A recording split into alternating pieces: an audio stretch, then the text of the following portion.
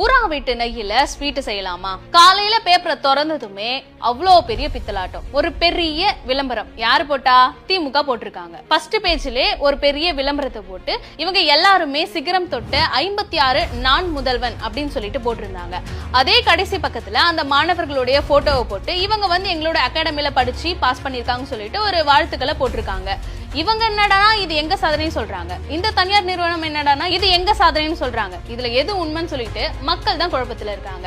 அதே அந்த லிஸ்ட்ல ராஜேஸ்வரின்னு சொல்லிட்டு ஒருத்தங்க இருக்காங்க. அவங்க யூபிஎஸ்சி எக்ஸாம் எழுதி அகில இந்திய அளவுல செகண்ட் பிளேஸ் பிடிச்சிருக்காங்க. அவங்க நான் முதல்வன் திட்டத்துல தான் படிச்சு பாஸ் ஆனாங்கன்னு சொல்லி சன் டிவி ஒரு பெரிய போஸ்ட் ஒண்ணு போட்டாங்க. ஆனா அதே ராஜேஸ்வரி சங்கர் ஐஏஎஸ் அகாடமில படிச்சு பாஸ் பண்ணிருக்காங்கன்னு சொல்லிட்டு அவங்க ஒரு பேஜ போட்டு அவங்க வாழ்த்துக்களை தெரிவிச்சிருக்காங்க. ஒருத்தன் சிவில் சர்வீஸ் எக்ஸாம் எழுதுறதுக்கு எத்தனை வருஷம் ப்ரிப்பேர் பண்றாங்க, எத்தனை இன்ஸ்டிடியூட் ஏறி இறங்குறாங்க, மெயின்ஸ்க்கு அப்புறம் எத்தனை இன்டர்வியூ அட்டென்ட் பண்றாங்கன்னு சொல்லிட்டு படிக்கிறவனுக்கு தான் அந்த கஷ்டம் தெரியும்.